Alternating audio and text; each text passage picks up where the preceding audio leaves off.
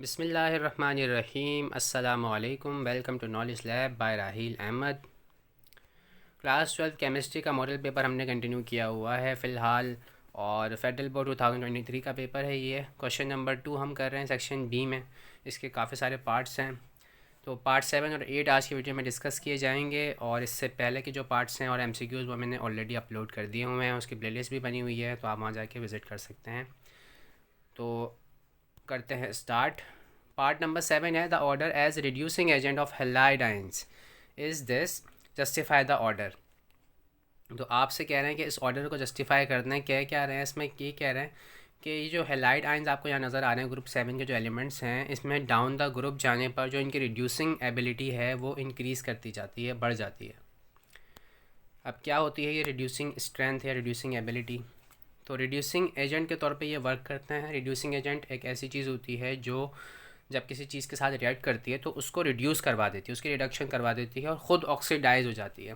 ठीक है, अब ऑक्सीडेशन रिडक्शन का जो कॉन्सेप्ट है ये आप ऑलरेडी जो है वो पढ़ चुके हैं प्रीवियस क्लासेस के अंदर। थोड़ा सा मैं रिवाइज़ करवा देता हूँ आपको।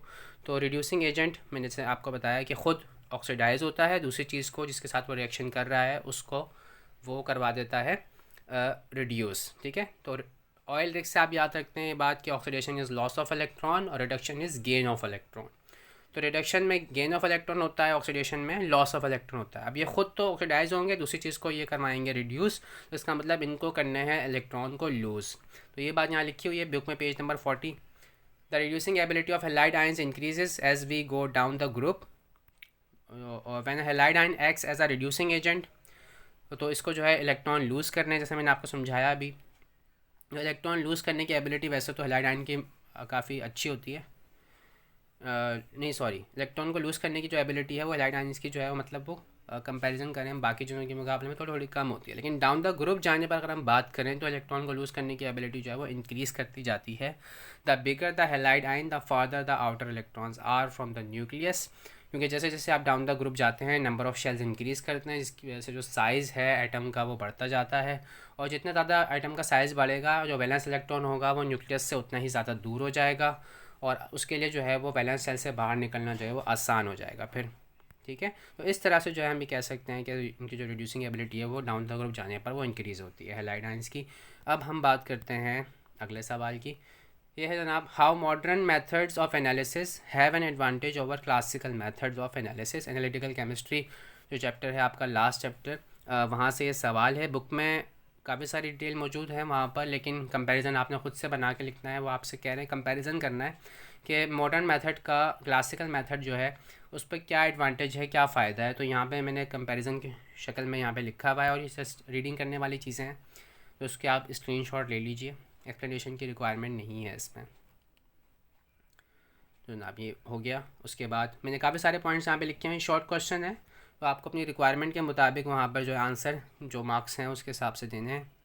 मैंने काफ़ी सारे पॉइंट्स यहाँ पे लिखे हुए हैं, आपको इतने ज़्यादा पॉइंट्स नहीं लिखने हैं, अपनी रिक्वायरमेंट के मुताबिक वहाँ जितने आप इजीली उस जो गिवन स्पेस आपको होता है उसमें लिखने होते हैं, तो वहाँ जितने आप वहाँ पे लिख सकते हैं इजीली तो आप उतने लिखिएगा, और बाकी मार्क्स पे डिपेंड करेगा। आई थिंक 4 मार्क्स का क्वेश्चन है शायद, तो 4 पॉइंट्स आप लिख दीजिएगा। 3 मार्क्स का क्वेश्चन है तो 3 पॉइंट्स लिख दीजिएगा। फ़िलहाल मेरे जहन में नहीं है मार्क्स के शॉर्ट आंसर की कितने मार्क्स हैं, तो इस तरह से आप यहाँ से स्क्रीनशॉट ले लीजिए। ठीक है, थोड़ा तो यहाँ पे ये कंप्लीट हो गया है जी। ठीक है, ये लास्ट टोटल 13 पॉइंट्स हैं, इनमें से कोई भी पॉइंट अपनी रिक्वायरमेंट के मुताबिक जो आपको आसान लग रहे हो वो आप लिख दीजिएगा। अब हम बात करते हैं नेक्स्ट क्वेश्चन की। What are adhesives, how does hot glue work. Industrial chemistry से सवाल है ये। व्हाट आर एडहेसिव्स, एडहेसिव्स क्या होते हैं, और हॉट ग्लू जो है वो किस तरह से काम करता है ये हमें बताना है। जनाब एल्फी वगैरह जो हैं, ग्लू जो हैं, ये सब एडहेसिव कहलाते हैं, जो हम चीज़ों को स्टिक करने के लिए एक दूसरे के साथ इस्तेमाल करते हैं। बुक में पेज नंबर 228 पर आपको ये मिल जाएगा answer. Adhesives are meant to stick things together, चीज़ों को एक साथ चिपकाने के लिए इस्तेमाल करते हैं। An adhesive is a compound that adhere or bond to items together, दो चीज़ों को आपस में ये बॉन्ड उनके दरमियान बना देता है, जोड़ देता है। एडहेसिव्स में कम फ्रॉम ईदर नेचुरल और सिंथेटिक, तो आर्टिफिशियली क्रिएट भी किए जा सकते हैं और नेचुरल भी होते हैं, दोनों तरह के होते हैं। Adhesives are a natural product, it is also manufacture in factories. अब ये बात उन्होंने बार बार रिपीट कर दी तो आप इसको हटा दीजिएगा। आप चाहे तो ये सेंटेंस लिख लें, चाहे तो ये सेंटेंस लिख लें। Some modern adhesives are extremely strong and are becoming increasingly important in modern construction in industry. अब हम बात करते हैं जनाब कि हॉट ग्लू कैसे काम करता है। इसी पेज पर ये मज़ीद इसकी डिटेल यहाँ पे मौजूद है। देखिए हॉट ग्लू के हवाले से, the glue gun melts the solid. तो ग्लू गन जो होती है जनाब उसके अंदर हम यूज़ करते हैं वाइट कलर की, नॉर्मली मतलब वाइट कलर की होती है वो रॉड, उसके अंदर हम डाल देते हैं ग्लू की और फिर वो उसको हीट करके जो है वो गर्म कर देती है, फिर वो मेल्ट होकर जिस जगह हमें लगाना होता है उसको हम वहाँ लगा देते हैं और चीज़ जो भी चिपकानी है उसको साथ चिपका देते हैं। तो इस तरह से जनाब ये वर्क कर रहा होता है। बाकी कलर वाली फॉर्म में भी आते हैं, कलर वाली फॉर्म में भी यूज़ कर सकते हैं। तो जनाब सिंपल सा आंसर है। अब हम चलते हैं नेक्स्ट क्वेश्चन की जानिब। रिडॉक्स रिएक्शन बता रहे हैं, पूछ रहे हैं आपसे क्या होता है, what is a redox reaction. Right down a redox reaction of potassium dichromate with oxalic acid. और आपने पोटाशियम डाइक्रोमेट जो है उसका रिएक्शन लिखना है ऑक्सोलिक एसिड के साथ। तो रिडॉक्स रिएक्शन आप पढ़ के आ चुके हैं बुक में, इस बारे में मुझे तो कोई इन्फॉर्मेशन नज़र नहीं है, तो मैंने खुद से जो यहाँ पे डेफिनेशन लिख दी है। तो what is the redox reaction. Redox reaction और ऑक्सीडेशन रिडक्शन रिएक्शन जो है इसको हम कह रहे होते हैं, यानी ये RAD जो है रिडक्शन के लिए है और OX जो है यहाँ पर ये ऑक्सीडेशन के लिए है, यानी एक चीज़ ऑक्सीडाइज हो रही होगी, एक चीज़ जो है वो रिड्यूस हो रही होगी। Is a type of chemical reaction in which electrons are transferred between reactants. तो इलेक्ट्रॉन का ट्रांसफ़र हो रहा होता है जनाब, एक चीज़ जो इलेक्ट्रॉन लूज़ कर रही होगी, एक चीज़ जो इलेक्ट्रॉन गेन कर रही होगी। ऑक्सीडेशन वाली जो जिसकी ऑक्सीडेशन हो रही है वो इलेक्ट्रॉन लूज़ करेगी, जिस चीज़ की रिडक्शन हो रही है वो इलेक्ट्रॉन को गेन करेगा।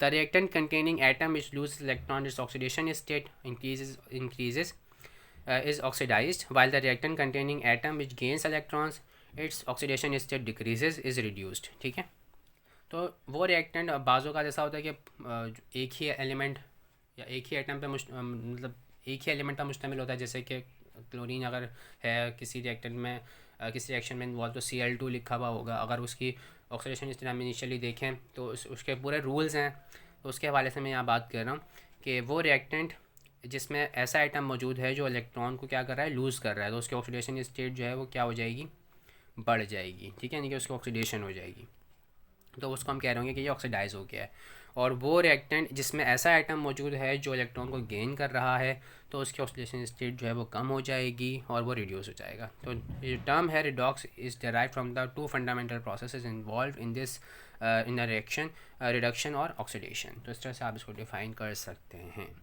अब हम बात करें रिएक्शन विद ऑक्सोलिक एसिड की, पोटाशियम डाइक्रोमेट की। पोटाशियम डाइक्रोमेट जो K2Cr2O7 is a very good reducing oxidizing agent. तो इसको ये जो भी जिस चीज़ के साथ रिएक्ट करता है उसको ऑक्सीडाइज कर देता है और ख़ुद जो है ये रिड्यूस हो जाता है। तो एसिडिफाइड सोल्यूशन यूज़ किया जाता है। एसिडिफाइड का मतलब इसमें एसिड हम ऐड करेंगे। एसिड जो यहाँ पर ऐड किया गया है वो है सल्फ्यूरिक एसिड H2SO4। तो potassium dichromate plus H2SO4। Potassium dichromate की बात करें तो पोटाशियम डाइक्रोमेट 6 है ये, क्योंकि यहाँ पे क्रोमियम जो है ये इसकी जो ऑक्सीडेशन स्टेट है वो 6 है इस कंपाउंड के अंदर। तो +6 से ही जनाब ये चेंज होकर यहाँ पर हो गई है +3। चेक कर लेते हैं, जी +3 है आई थिंक। तो ये रिड्यूस हो गया है यहाँ पर। ठीक है, जी कम हो गई है ऑक्सीडेशन, पहले +6 थी, अब यहाँ पे कम हो के इस क्रोमियम सल्फेट में इसकी ऑक्सीडेशन स्टेट कम हो गई है, +3 हो गई है। तो इस तरह से जनाब ये हो गया है रिड्यूस। और ऑक्सीडाइज क्या चीज़ होगी जनाब, यहाँ पे कार्बोक्सिलिक एसिड जो है यहाँ पे इसका मेंबर है इथेन डाइओइक एसिड, इसका जो है मतलब IUPAC नेम है और इसका कॉमन नेम है ये ऑक्सोलिक एसिड। ठीक है, तो पोटाशियम डाइक्रोमेट के साथ जनाब ये अच्छा यहाँ पे लिखा हुआ है सब कुछ जनाब। When acidified solution of potassium dichromate is added to oxalic acid it oxidises oxalic acid to carbon dioxide and reduces itself from +6 to +3। ठीक है, तो +6 यहाँ पर है और +3 जनाब इधर क्रोमियम सल्फेट के अंदर है। तो यहाँ पर और ये ऑक्सोलिक एसिड की अगर हम बात करें तो इसके अंदर जनाब कार्बन जो है इसकी ऑक्सीडेशन स्टेट यहाँ पर है +3 और कार्बन डाइऑक्साइड की अगर हम बात करें तो यहाँ पर इसकी ऑक्सीडेशन स्टेट है +4।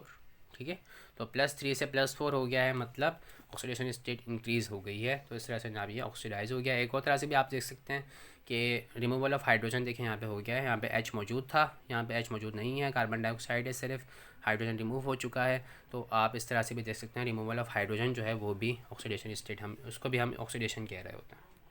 तो इस तरह से जनाब भी हमारे हो गए हैं सारे। आज की वीडियो जो है कम्प्लीट हो गई है, पार्ट 7 और 8। और प्रीवियस वीडियोस जो हैं वो सारे उसका लिंक मैं डिस्क्रिप्शन में प्लेलिस्ट का भी दे दूँगा, तो आप वहाँ से चेक कर लीजिएगा। Thank you so much. आज की वीडियो में इतना ही। अल्लाह हाफ़िज़।